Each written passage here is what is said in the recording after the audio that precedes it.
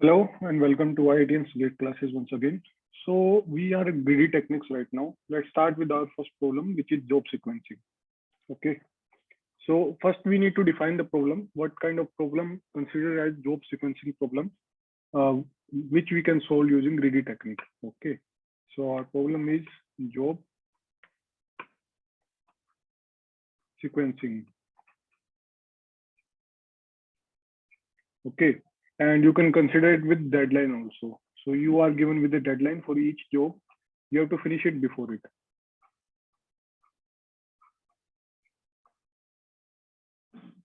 Deadline. Okay. Job sequencing with deadline.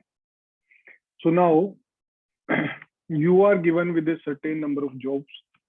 Along with that, you are given that each job have some profit to it. Okay, profit or reward, you can say. It is kind of heuristic, which you calculate for each job. Okay, so heavy jobs, we can consider it with like more profit. So in a computer science, you can consider that a job which have higher priority, you can consider that job as a profit. So that is kind of heuristic we will be applying here.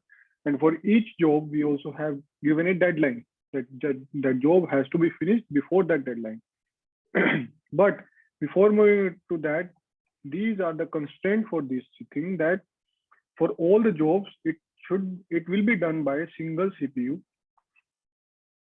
There is no multi-core algorithm here. So to simplify it, we are considering it for single CPU. We are considering job sequencing problem have only single CPU. Okay. Arrival time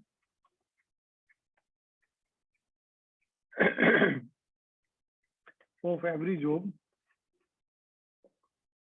is same. Here it is like 0 at 0 unit of time. All the job have arrived. Okay, all the job have arrived. So using this, that we can say that the operating system algorithm, you will be learning some of the algorithms, some sequencing, job sequencing or process sequencing algorithm in operating system. There they have very simple policy: first come, first serve. Whoever have arrived first, that job is scheduled first. Okay, so FCFS or first come, first serve. Okay, FCFS will fail here.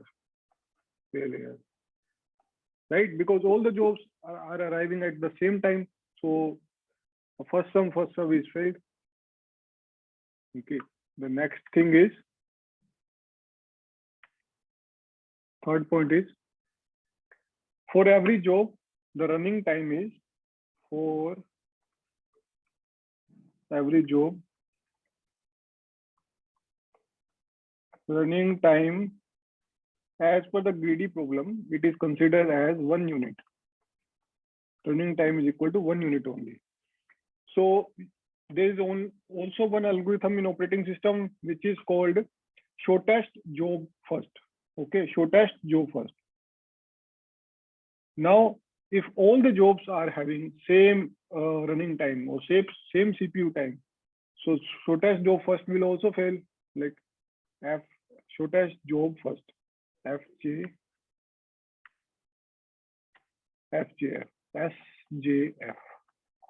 Shortest job first. If all the job have same running time, you cannot apply shortest job first. Okay, so this algorithm is also not applicable of this problem. The another one is interleaving. Interleaving is not allowed.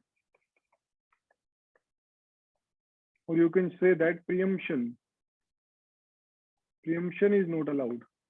Preemption is not allowed. Okay, you cannot preempt. Once a job is scheduled, that job has to finish, because it's only taking 1 unit of time. How could you preempt that job? Okay, so once you schedule that job has to finish it. Okay, so you cannot. So right now there is one more policy in operating system which is called round robin policy. Round robin policy. Okay, so the policy is round robin. Round robin. In round robin, what you do, you basically have a delta, or you can consider a alpha of unit 2. So you run each job for 2 units of time, then you preempt that job, or you can basically pick the job and put that into a queue. Then you basically pick another job and run it 2 units of time, then you again preempt that job. So that is not possible because interleaving is not allowed. So all algorithm, operating system algorithm, which is first come first serve, is failed because all jobs are arriving at 0 unit of time. Okay. Shortest job will fail because all jobs have same running time, and interleaving is not allowed. So round robin cannot be happening, because in round robin you basically run a job for a particular unit of time, then you preempt it, or you put it into a queue and you assign another job to the CPU to run for that same unit of time. Okay, that is how round robin is done. So all these, considering all these things, we have to have a unique algorithm, which is called job sequencing algorithm. It is a greedy approach. What is a greedy approach? In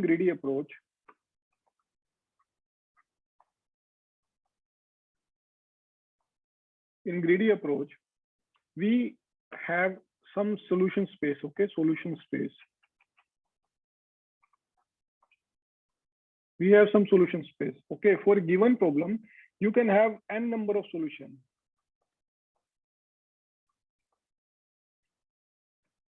A number of solutions. Okay, but there is one optimal solution. It could be more than one, but there are some optimal solutions. Optimal solution.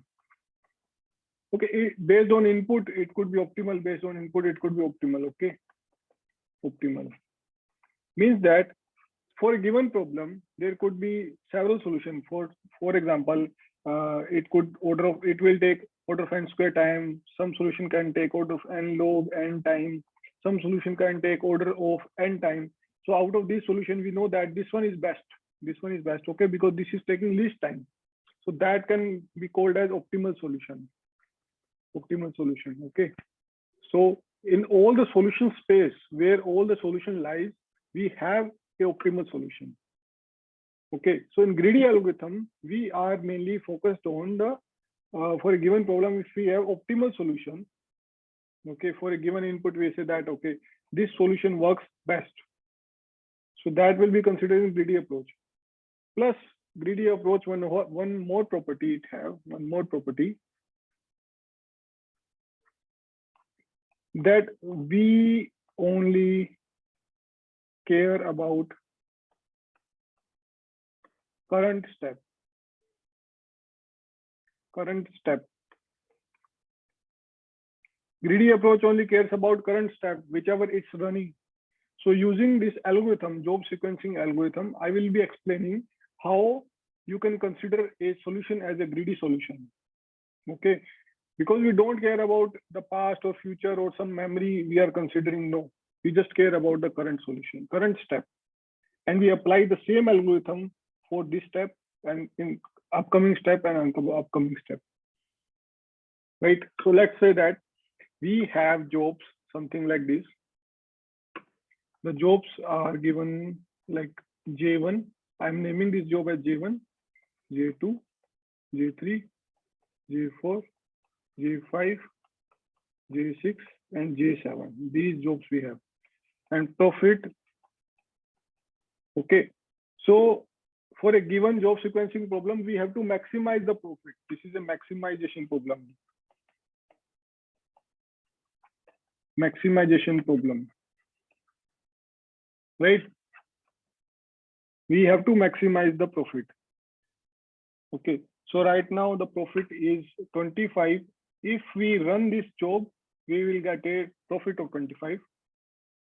If we run J2, we will get a profit of 75. Run J3, we will get 40, 35, 90, 60, and 50.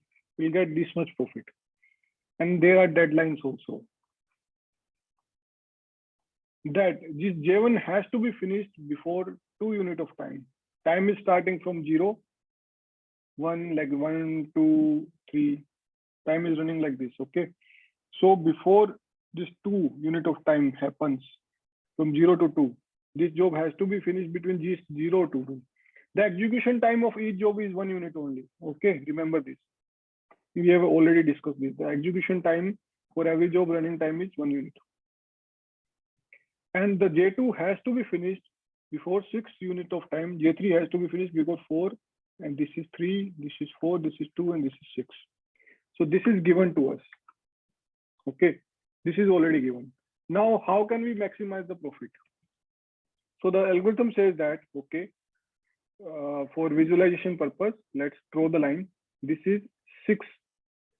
Okay, because after 6, we cannot execute anything, right? So let's draw 6 here. This is 6. Here the timeline is ending. Before it, we have to do all the things before it. Okay. Now, between 5 and 6, we can run only one job. Okay, between 5 and 6, we can only run one job. What it will be?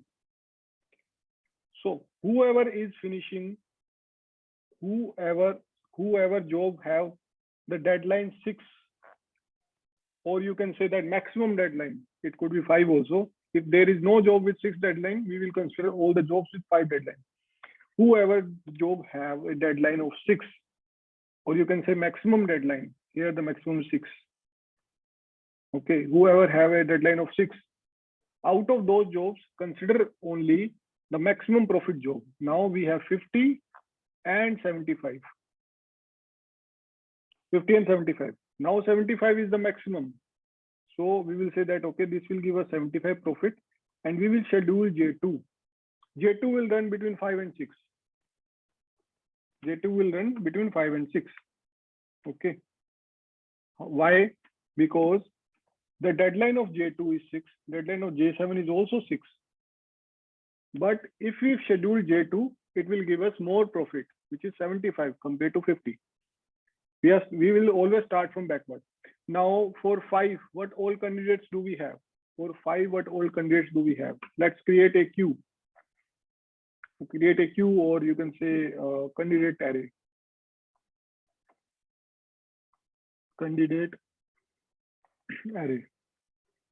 Here, for a job which is going to run between 4 and 5, we have these many candidates. We will consider the 6 deadline job also. 6 deadline job also, right? Because the job whose deadline is 6 can be run between 4 and 5 also, right? We can run that job between 4 and 5 also. It is possible, but we cannot run this job after 6. Before 6, we can run it anytime. So J7 with profit 50 is also one of the candidate for this position. Who else is candidate? There is no job with 5 deadline. Okay, there is no job with 5 deadline. So we will run J7 here. J7 with 50. It will give us 50 profit. Let me clean this up. I will write 50 here. J7 will give us 50 profit. Now we need candidates between 3 and 4. Between 3 and 4. Okay. So whichever job have a deadline of 4 will be considered as candidate or greater than 4. Okay. Whichever job have deadline 4 or greater than 4 and not already scheduled, like J7 and J2 are already scheduled. So we cross them. Like these two will never consider now. We will schedule them between 4 to 5. We will schedule J7, and between 5 to 6 we will schedule J2. So let's write down the candidates for this position. Candidate for this position. Okay. 4 we have J3 with profit of 40. Then we have J5 with profit of 90. Then obviously we will execute J5, and it is giving us a profit of 90 units. Okay, let's clean this candidate sheet. Now we are considering between 2 to 1. 2 to 1, right? Between 2 to 1. We are voting down for this job between 2 to 3. Sorry, 2 to 3. So the deadline is 3. For 3, we have J4 with 35. And greater than 3 also we will consider, greater than 3, which is not already scheduled. So these 3 are scheduled already. We won't look at them. Okay. So we will look at deadline equal to or greater than 3. Equal to or greater than 3. Greater than 3 is, this one is remaining, J3. J3 is having 40 units. So we will schedule J3 here. Right? J3. Now J3 will not be considered. For position 2, we will consider all the jobs having deadline equal to 2 or greater than 2. Equal to 2 or greater than 2. Let's write it here.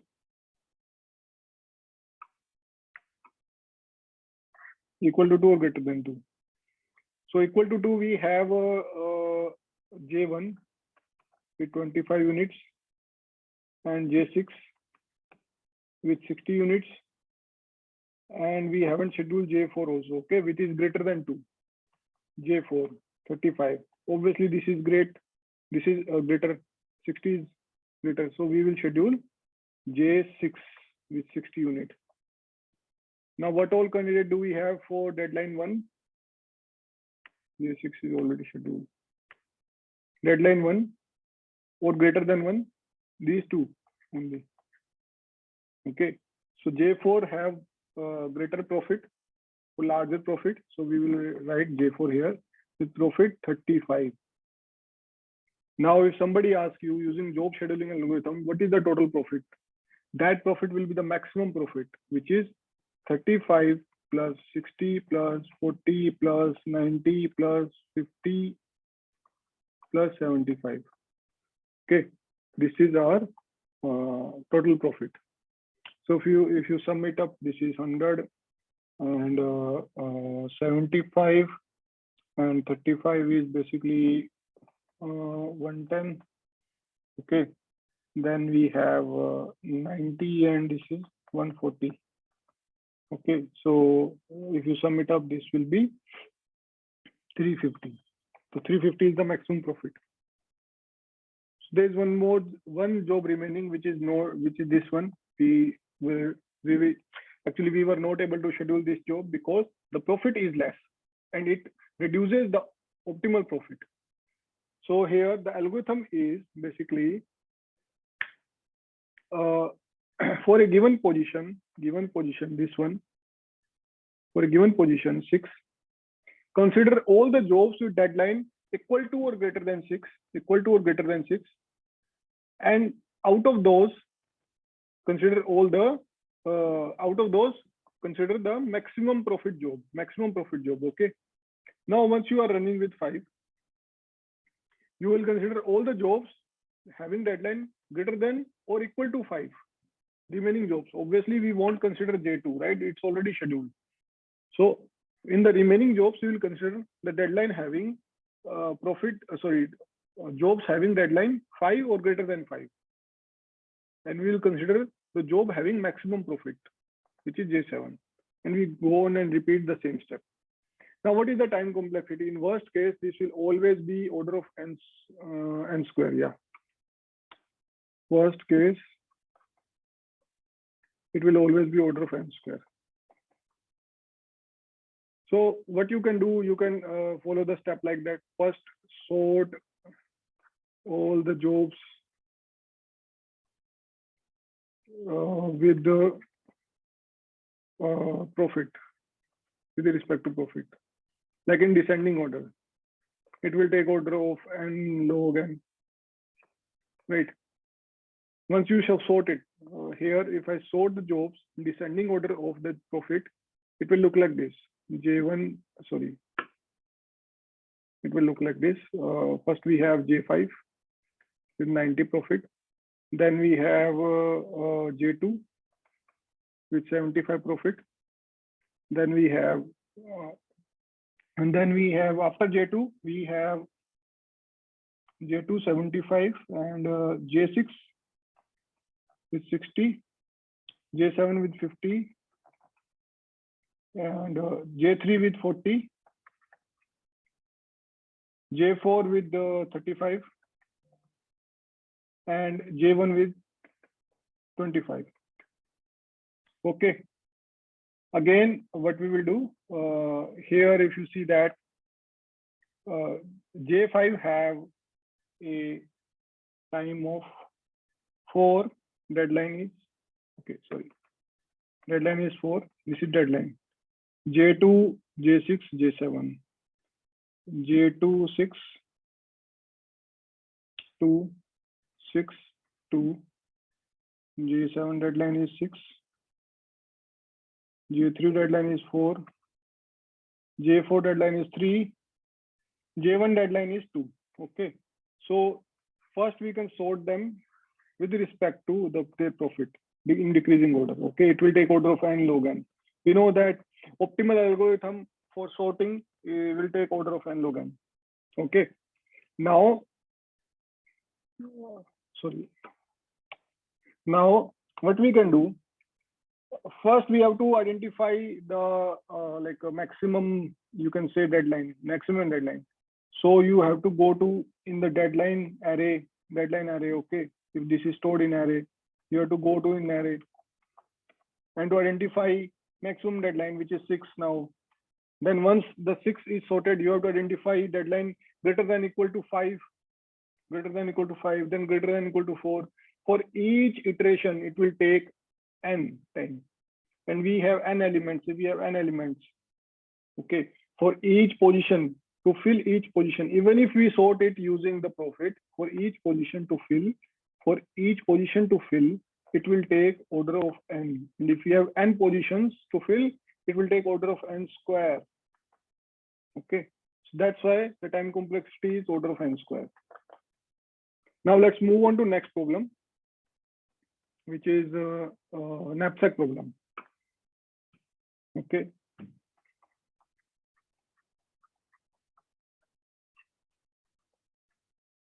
Here we are allowed to split the item.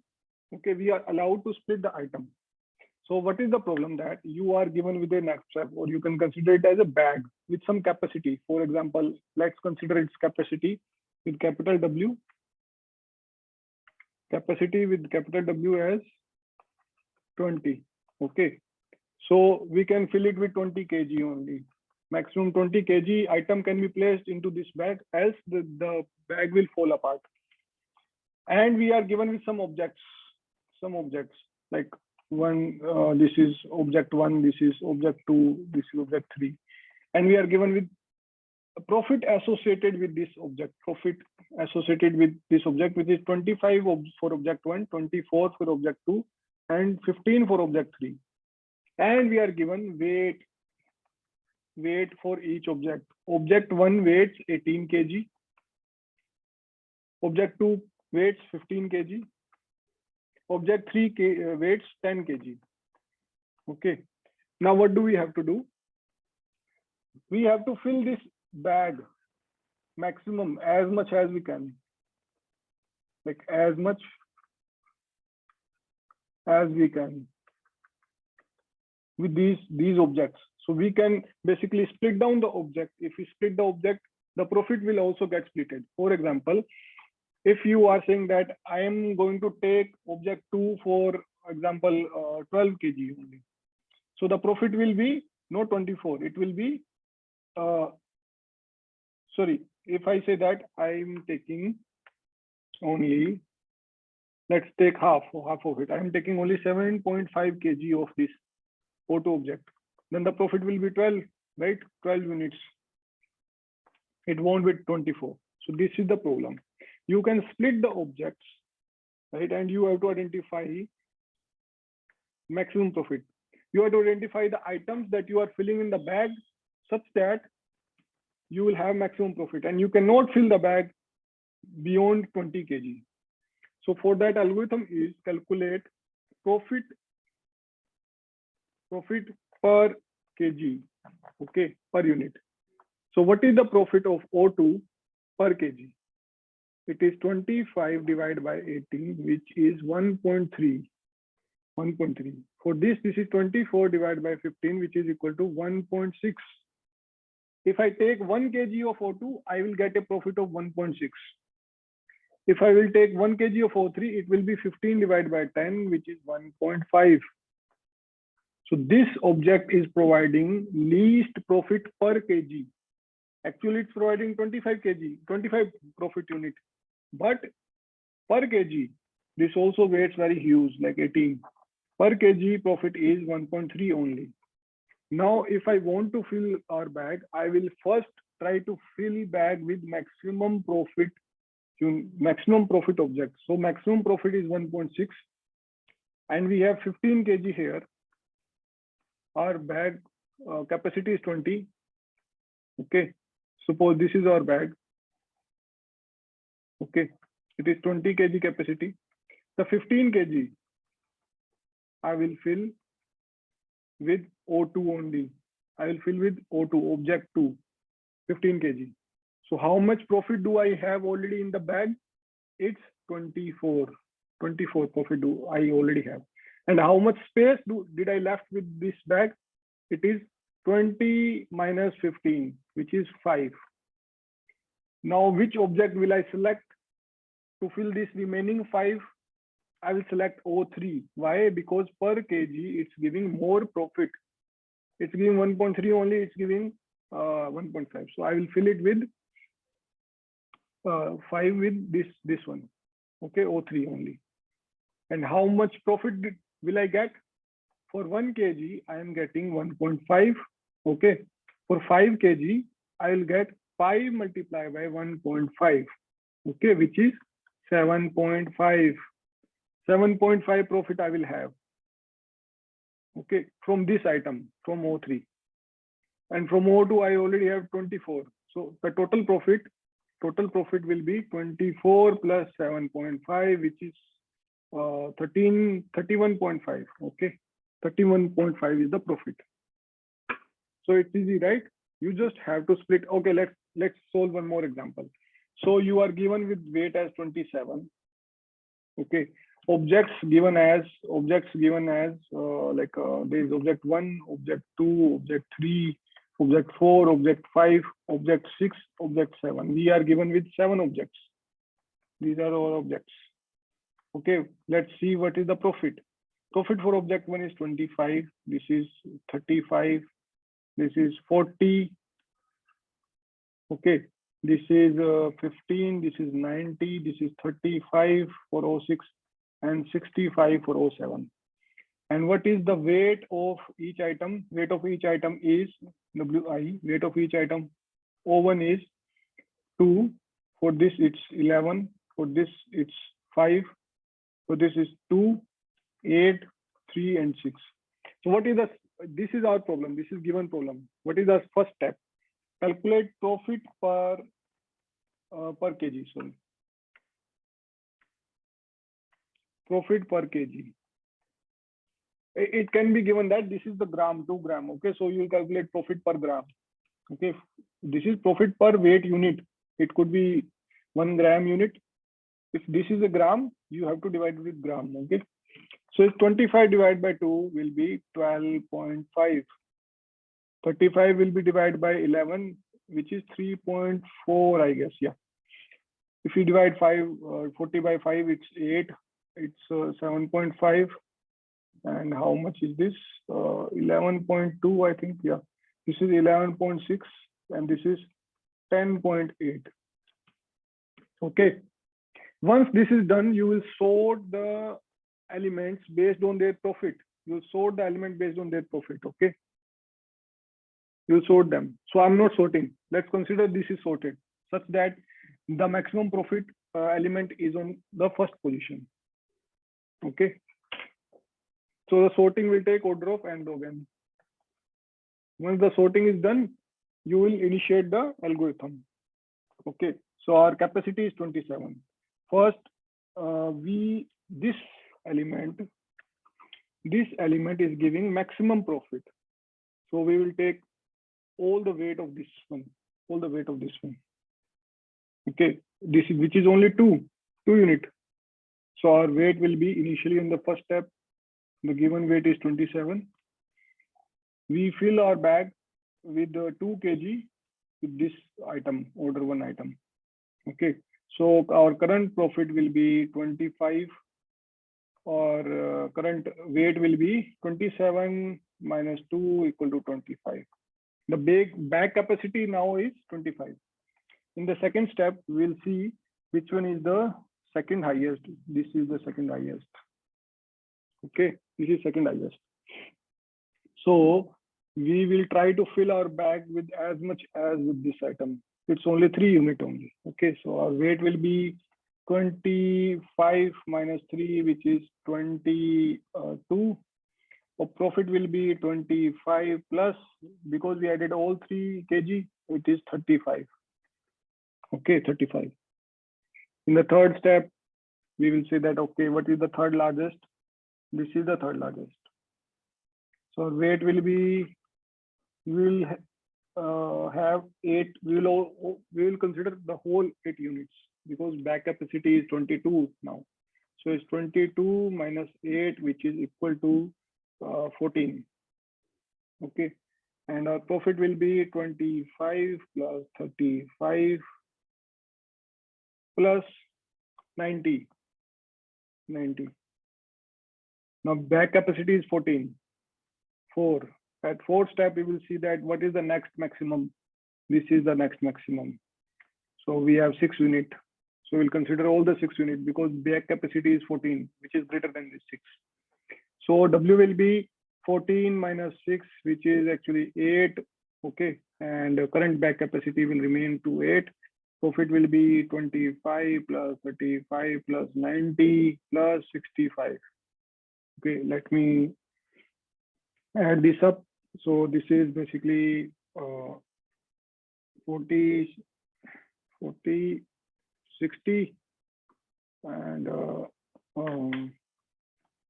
40, 60, 60, 125 plus 90. 125 plus 90 is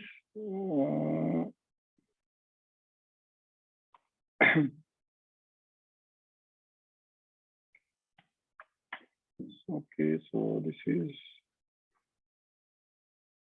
okay. Till now, this is the step 4. Fifth step, we will say that, okay, W is 8 minus, what is the next maximum? This is our next maximum, 8 minus 5, which is, we have only 3 capacity left.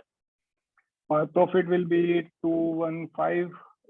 I could be doing some calculation mistake, but this is the procedure. So I want to make you understand the procedure. Profit will be 215 plus, what is the, because we are considering the whole amount, it is 40. Okay, so it is 255. Okay, in the sixth step, we are remaining with 3 unit only. So what is our next maximum? This is our next maximum. So W equal to 3 minus 2, 1 is remaining, and we are considering as 15. So it is 255 plus 15, which is 260 to 70. Okay. Now you have only 1 unit remaining. So you will consider 1 unit of this one. 1 unit of this one, which is 3.4 only. So it's 3.4 will be so 27. I think I made a mistake somewhere in the calculation, but this is the procedure. Okay.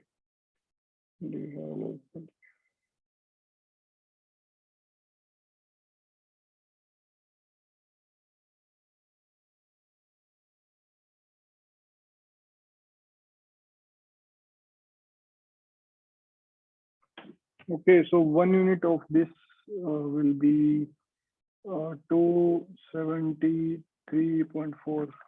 This is our answer, but I'm not sure whether this is correct or not, but procedure is this one. You will look to the per unit profit, per unit profit. This is maximum. You will consider that item, subtract the weight from existing weight of the bag. So you remain with this one, 25. Okay, then 22, then we remain with 14. Okay, then we have 8, then 3, then 1. Okay, so this is how you can add this up. Let me check if it's correct. Okay. Yeah, I think that this is the correct answer, or 273.4. Okay, so you can cross check with it. So this is the procedure. Okay, you will consider the maximum profit per kg element and try to add as much as you can as per the remaining capacity. Okay, and you move on to the next element with second maximum per kg profit. So this is quite simple. You just have sorted and then applied a single scan, right? You are doing, if you are sorted with this profit per kg, you just have to apply the single scan, right? So it is order of n log n plus order of n, which is equal to order of n log n. This is the time complexity. Job scheduling time complexity is order of n square. Here the time complexity is order of n log n, because you have applied only one sorting and single scan. In the job scheduling, we have to apply multiple scan. Like for each pass, you are doing a single scan. For another pass, you are doing another scan. So you are doing n number of scans in job scheduling, n number of scans. Okay, in each pass. In each pass, you are doing one scan exactly. So it's order of n square in job scheduling. Here it's order of n log n. Okay, so let's move on to next interesting problem, which is Hoffman encoding. Hoffman coding. Okay, here what we say that in ASCII representation, so this encoding is basically used for compression. Okay, and it is very useful. Let me tell you how. For ASCII representation, we use at least 8 bit to represent each character. You know that how computer understand your characters, whether it's A, B, C, D, because you have a 8 bit for each character, 8 bit like 0, 0, 0, 0, 0, 0, 0, 0, 0, something like this. Okay, 8 bit. For B, it can be like I'm just setting up one dummy example. It could be like this, right? So if you are given with a file, in that file you have written some ABCD, some spellings and some characters.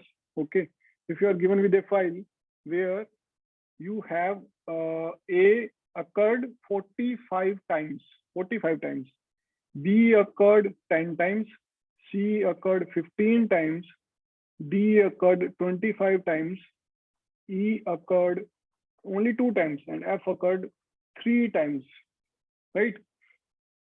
So in total, this is 100. We have 100 character in total. 100 characters in total, right? So how many bits are we using? For each character, we are using 8 bits. It will be 800 bits we are using. 800 bits we are using to represent that file into the machine. So machine can understand that file using 800 bits.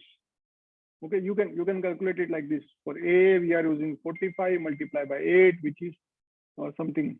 Okay, so for B, we are doing 10 multiplied by 8 unit, 8 bits. For D, we are using 25 multiplied by 8. For E, we are using 2 multiplied by 8. For F, we are using 3 multiplied by 8. Now, what Hoffman coding says that for larger frequency character, frequency means A is occurring 45 times and E is occurring only 2 times. A is occurring 45 times. Okay, and B is occurring only 2 times. There must be some difference. We should introduce some difference between these two. Let's represent A with only 1 bit. Okay, and B can be represented with 8 bits, no issue. If we represent A with only 1 bit, it will be only 9 bit to represent these 2 characters. Okay, so this is the intuition behind it, that more frequency, like huge frequency character should be represented with very few bits. Now, how can we decide which character should be represented with How many bits? Let's see the algorithm in action. Okay, so we are considering this exactly this example only, and we are constructing a tree. For tree, the leaf nodes are these characters with their frequencies. Okay, these are the leaf nodes. We will start with least frequency character. Here E and F are very small frequency characters. We say that, okay, let me change the color.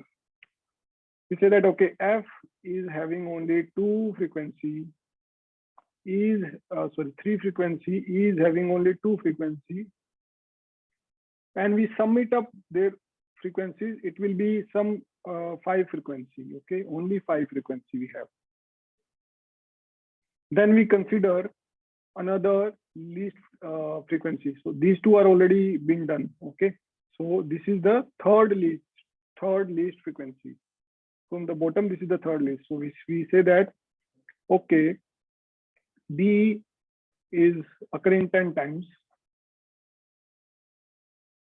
okay, and if we sum it up, why are we summing this with 5?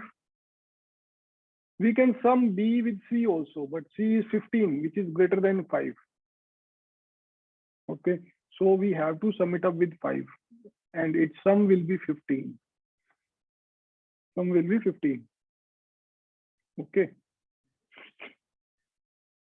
So here the point is, each character will be play as a leaf node in a binary tree. Okay. First, we will sum up the least frequency characters. Then whatever number we get, for example, we get 5 here, right? We add 2 least frequency characters, we get 5 here. So 5, and we have B equal to 10 and C equal to 15, right? So we want to sum 2 numbers such that that number should be least. If we sum B with C, it will be 25. Okay. If we sum B with 5, we have 15 only.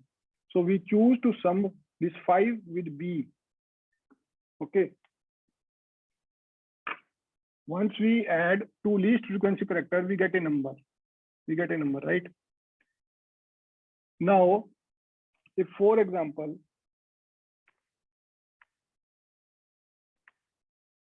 let's say that this is the actual scenario.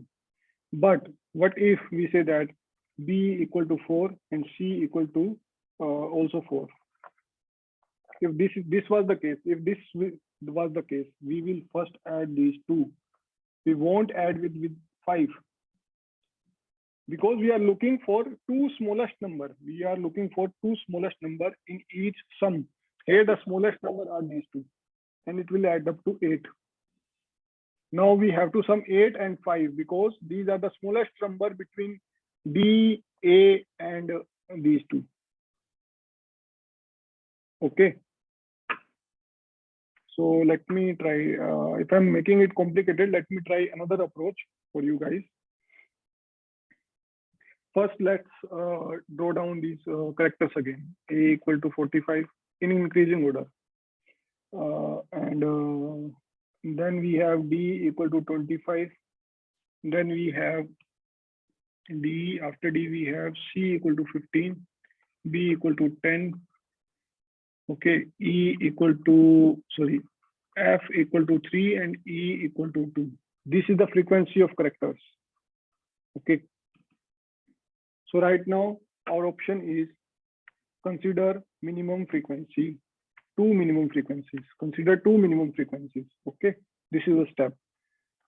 Consider 2 minimum frequencies. Okay, this is our algo always, and we are going to construct from bottom to top. We are going to construct tree from bottom to top. Then we label the edges. So here the 2 minimum frequencies are F equal to 3, E equal to 2. Okay, so these two are already considered. We are not going to look at them now. Now in the remaining characters, and considering this number also, consider two minimum frequencies. In the remaining character, we have B as 10 and 5 is the minimum. Right, 5 and 10 are the two minimum frequencies. Here we also consider this as, you can name it as FE, okay, some number, some character. So 5 will also be a part of consideration now, and these two won't be considered. Okay, so 5 is also smallest one, and then B. So we say that, okay, B equal to 10. We sum these two, we have 15. So B is already considered. Now in the remaining characters, what is the two least frequencies? 15 and the C.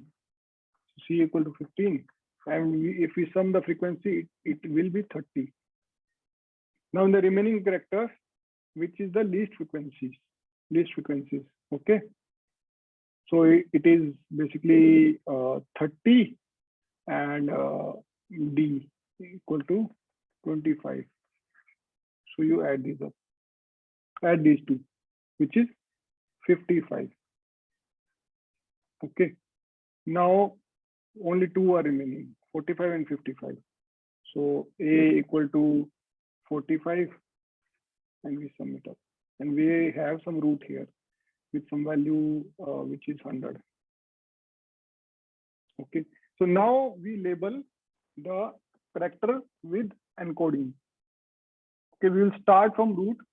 We will say that on the left, we will label as 1. On the right, we label as 0. On the left, we label as 1, 0, 1, 0, 1, 0, 1, and 0. Okay. Now we will pass it like this. From root to the node to the character, the path will be its encoding. From root you start and you go to A. A will be represented as 1. D will be represented as 0, 1. We are starting from root, okay? Then C will be represented as 0, 0, 1. C equal to 0, 0, 1. D will be represented as 0, 0, 0, 1. 0, 0, 0, 1. Okay, and then we have E. E will be represented as 0, 0, 0, 0, 1. F will be represented as 0, 0, 0, 0, 0. Okay, so F is taking how many characters? 5 characters. E is taking 5 characters. B is taking 4 characters. C is taking 3 characters. D is taking 2 characters. A is taking how many characters? 1 character. So let's count the number of characters in the file now. A have 42 times A is occurring. 42 multiplied by 1 equal to 45 multiplied by 1 equal to 45. This is frequency of A. And number of characters A is occupying. For D, it's 25 multiplied by 2, which is 50. For C, it's 15 multiplied by 3, is 45. For B, it's 10 times B is occurring. It's B equal to 4, 40. And E equal to 5 multiplied by 2, which is 10. For F also, it's 3 multiplied by 5, which is 15. Let's sum these up. Okay, this is 90, 90, and 140, 180, 180, and 25. 180 and 25, which is 205. Only 205 characters. Previously, we were taking 800 characters. Now it's only 205 characters. Okay, somebody can start.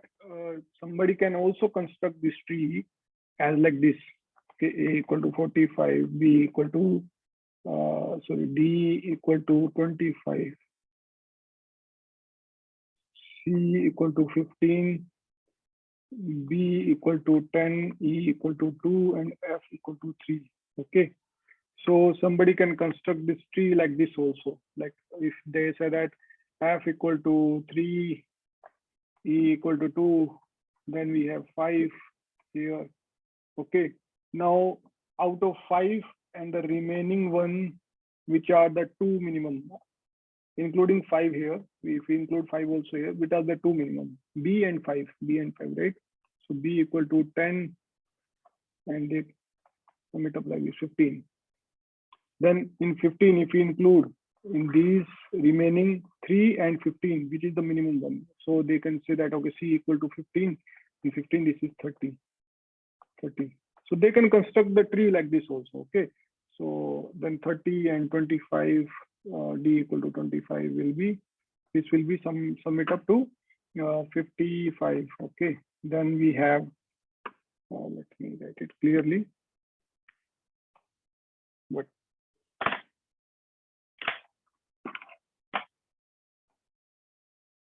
Sorry.